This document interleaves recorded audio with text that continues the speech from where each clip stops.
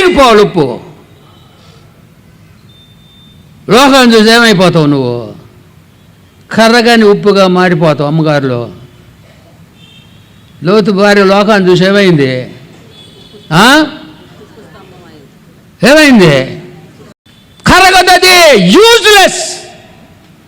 లోక వైపు నువ్వు చూస్తే నువ్వు నిరుపయోగం, యూజ్లెస్ అయిపోతావు. లోతు భార్య ఉప్పు స్తంభముగా మారిపోయింది.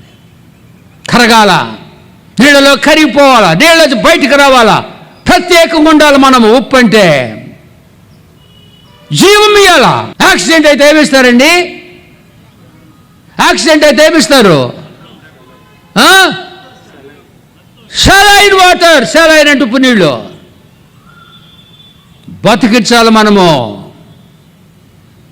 And Jesus said, you are the salt of the earth. We have to give life to people.